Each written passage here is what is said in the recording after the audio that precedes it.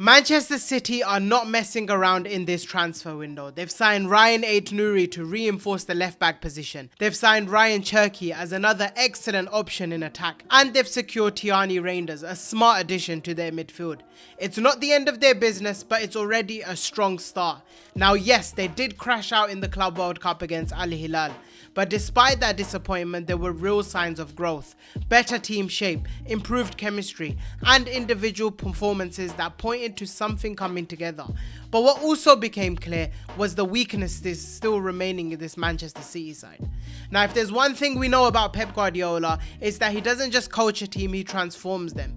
Yes, he spent big over years, but he's also shaped modern football in ways very few managers have been able to.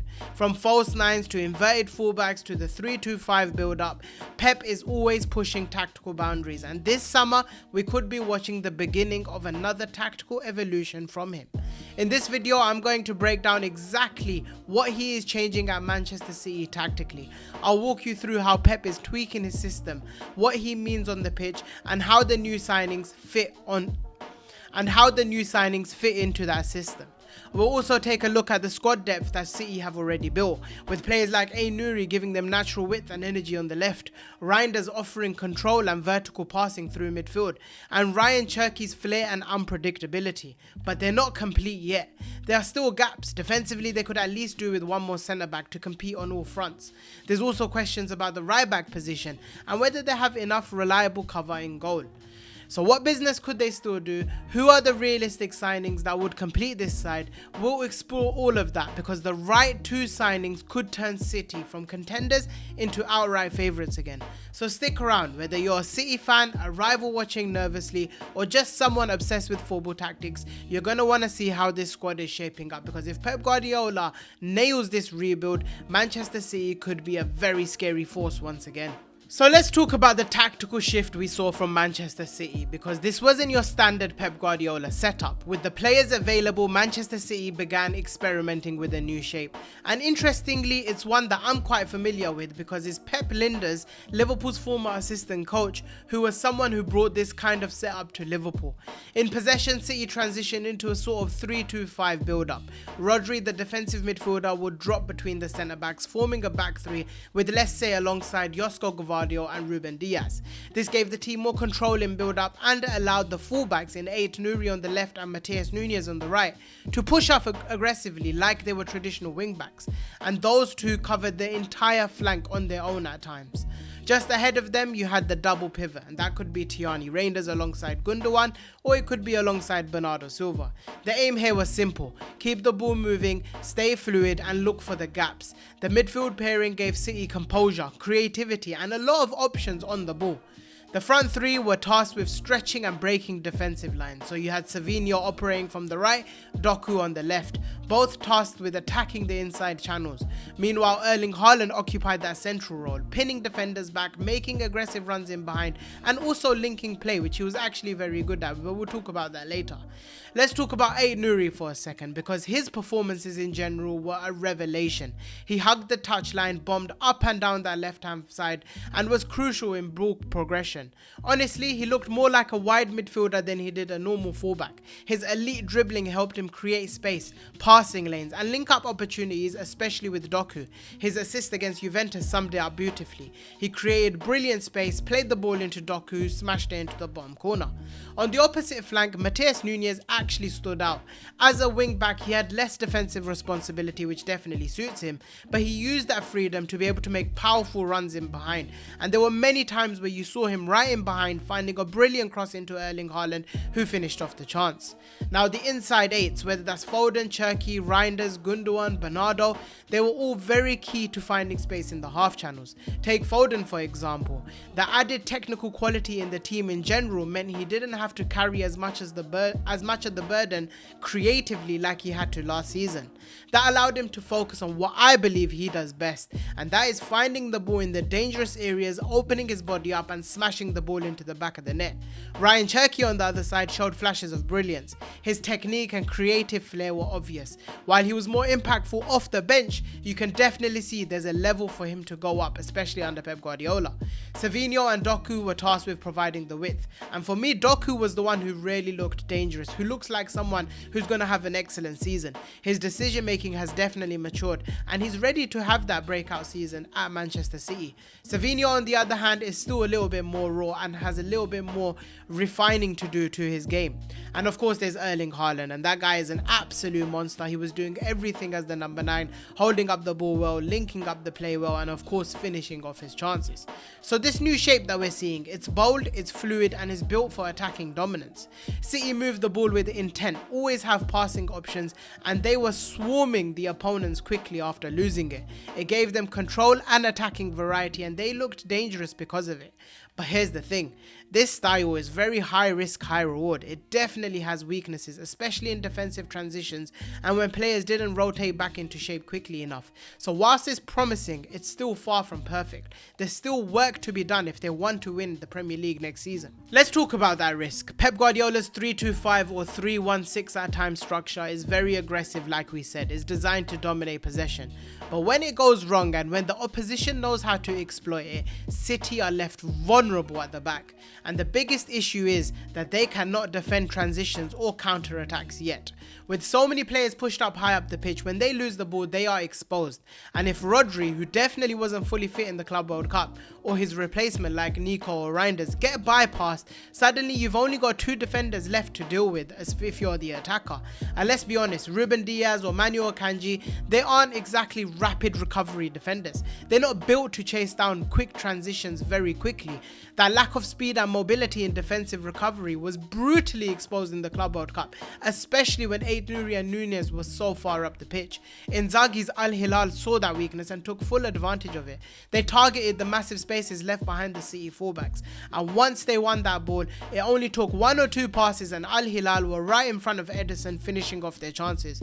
It was chaotic, but it made City look very beatable.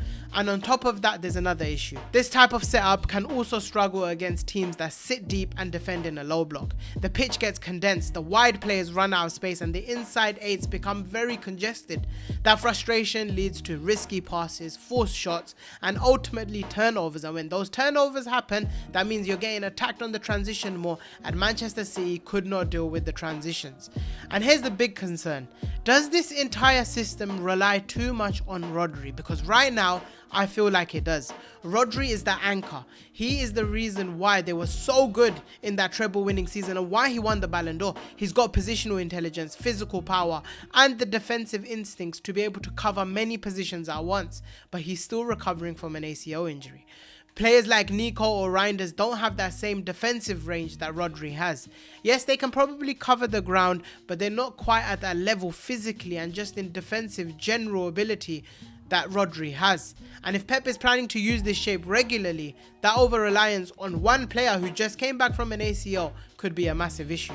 So maybe it's time for plan B, because this kind of system works brilliantly when City are in control. But against a team that sits deep and counters fast, it's risky. And without a fully fit Rodri, you could say it's a gamble. City still have the quality to dominate, but if they want to go all the way next season, Pep might need to find balance, or at the very least, have a tactical alternative ready. After watching those games closely, it's pretty clear that Manchester City still need a couple of players, and the biggest priority for me is a right back. Right now, Matheus Núñez is doing his best to fill in, but he's a central midfielder by trade. Defensively, he's all over the place. Kusanov hasn't been trusted by Pep Guardiola. Akanji and Rico Lewis are just not convincing in that role. And think back, remember how crucial Kyle Walker was to City's defensive recovery, to City's defensive work in transitions. That's the type of profile they're currently missing. Someone with pace, awareness and recovery speed to be able to shut down counter-attacks quickly. If I had to pick one target, it's Tino Livramento from Newcastle. He's quick, he's intelligent, he's solid defensively, and he offers enough going forward. He'd fit into Pep's system perfectly, but the only issue they have is Newcastle will not sell him, and they definitely won't sell him cheap.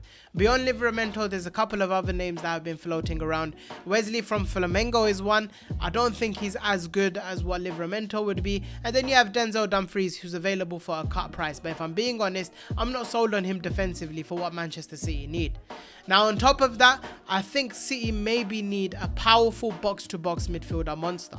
Someone who could replace Bernardo Silva or Gundogan if they were sold. But since both of them are staying, it's probably not a priority because they have Nico, they have Rodri, they have Bernardo, Gundo, Reijnders and Kovacic. But if there was a possibility, I would be selling one or two of those and signing a pure box-to-box, someone like Baleba. So instead of that, if they don't sell anyone, they should go for a centre-back. There's issues. Stones, when he plays, has always been fantastic, but he's hardly ever fit. Akanji has been below par for a while.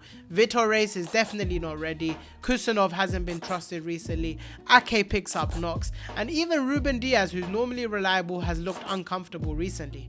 Two names that I would probably suggest. Scalvini from Atalanta was excellent before his injury. There's a bit of risk on that one though. So maybe Murillo from Nottingham Forest. They're both young, they're athletic, they're strong in their recovery defending, and most importantly, they're good enough on the ball to be able to contribute to Man City's build-up.